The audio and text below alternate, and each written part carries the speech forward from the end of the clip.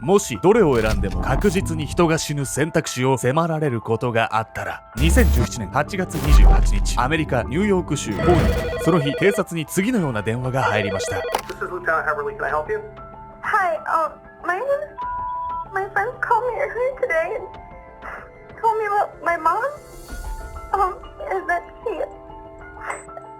I'm sorry. It's okay. I Okay. called and told me that my mom hurt herself. 大学の近くで一人暮らしをしていた少女スージーは、この電話の2日前、母アバの元を訪れていました。そしてその日、久しぶりの再会にもかかわらず、母親と喧嘩をして家を飛び出してしまったスージー。母アバが自ら死を選んだのは、スージーがその喧嘩を後悔していた矢先のことだったんです。不本意な別れを悔やみ、電話越しにすすり泣くスージー。しかし実は彼女は悲しみに暮れる姿を見せながらも、誰にも言えない秘密を隠し持っていました。そう、なんとスージーは母親の殺害に協力した張本人だったんです。母親が亡くなった知らせに警察に泣きながら電話をかけてきた少女。しかしその少女は母親の殺害に関わった張本人でした。少女が家族からかけられ続けた言葉は、彼女を悪魔に表現させる呪いの言葉だったんです。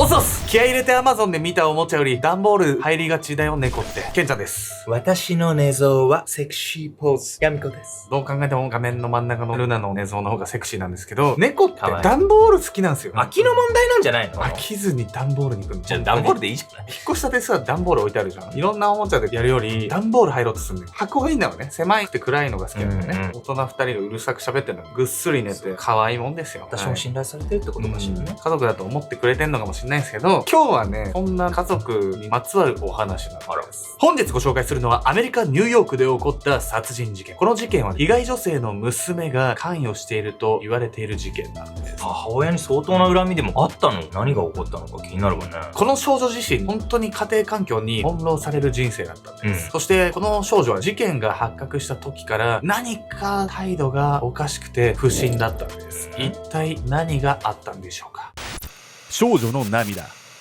2017年8月28日、アメリカ・ニューヨーク州コーニー。なんでまた自分から死ぬようなことを。ある一軒家へ現場検証に訪れた警察は、階段の手すりから垂らしたロープで首を吊っていた遺体を前にため息混じりにつぶやきました。亡くなった女性はアバ、地元大学の英語教授でした。彼女は14歳の娘と2人暮らし。この日、その娘をプールに連れて行く約束をしていた友人が誘いに訪れたところ、アバの遺体が発見されたんです。そして不可解だったのは、プールに連れて行ってもらう予定だった娘が家のどこにも見当たらないこと。彼女は母親が亡くなったその状況において友人との約束もすっぽかし、どこへ行ってしまったというんでしょうか。その答えはすぐに明らかになります。その日の夜、警察へかかってきた一本の電話。その内容は次のようなものでした。 This is Lieutenant Heverly. Can I help you? Hi, my friends called me earlier today and told me about my mom. Is that she? I'm sorry. It's okay. I Okay. called and told me that my mom hurt herself. Yeah, we are looking into it. And still with you now?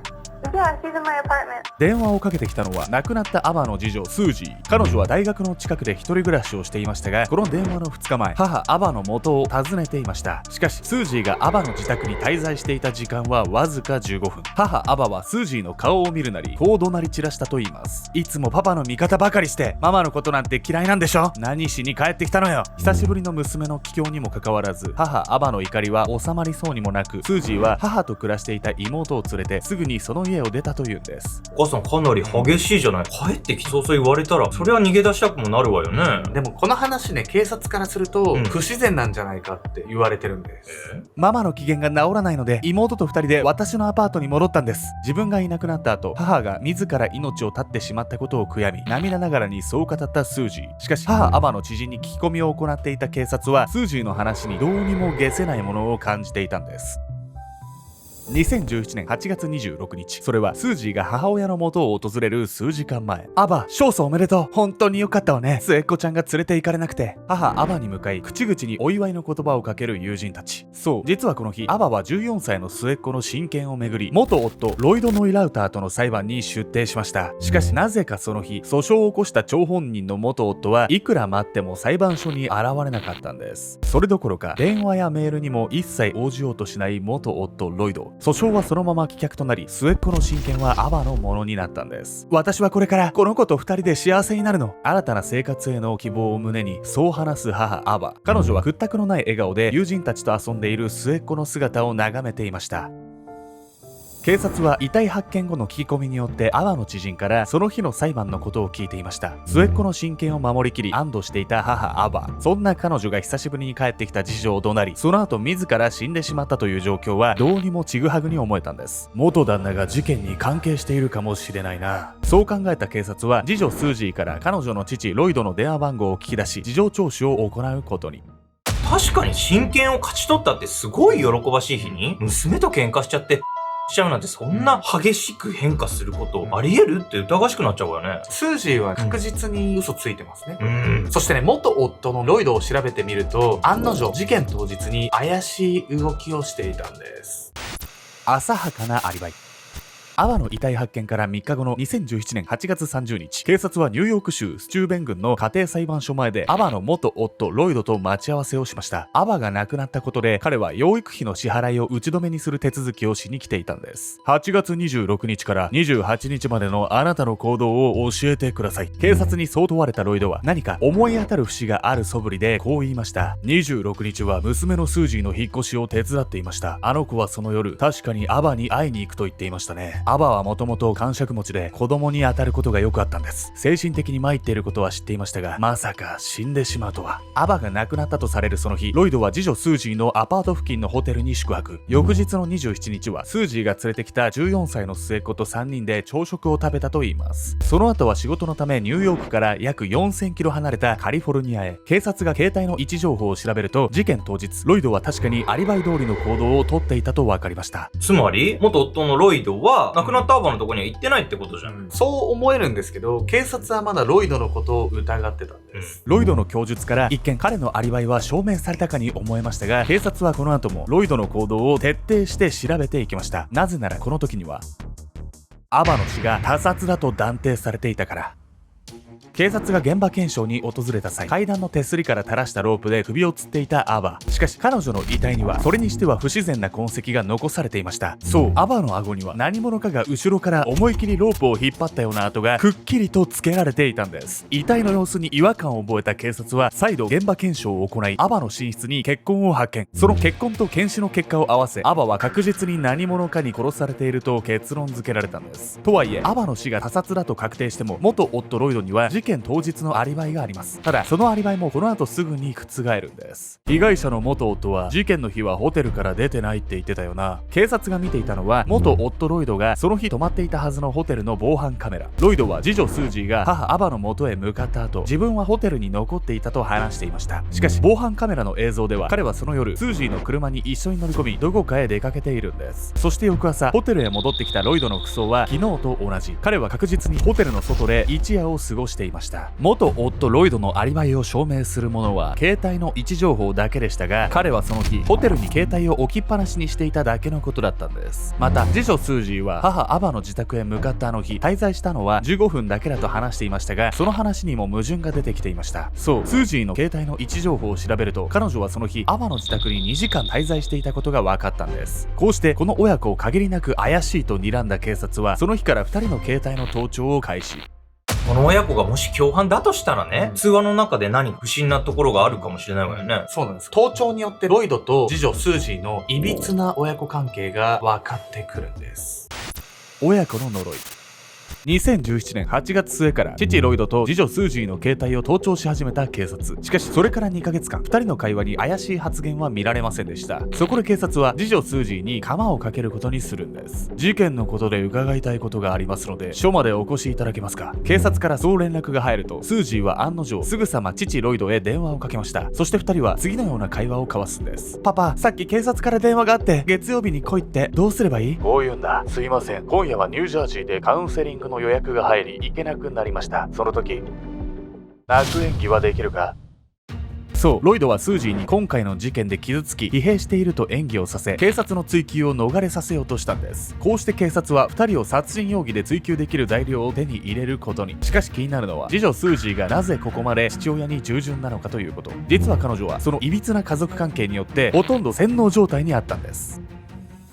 2015年、それは父ロイドと母アバが離婚して約3年の月日が流れた頃、父ロイドは長女、そして次女スージーの親権を手に入れた後、残る末っ子の親権をめぐり母アバと長く揉め続けていました。そんなある日、絶対に許せない、ママはそんなに私にいなくなってほしいの？母アバの元を訪れた次女スージーは激しい剣幕を見せていました。さらにスージーはここから警察へ通報。駆けつけた警察に向かって次のように訴えたんです。ママが私を引き殺そうとしたんです。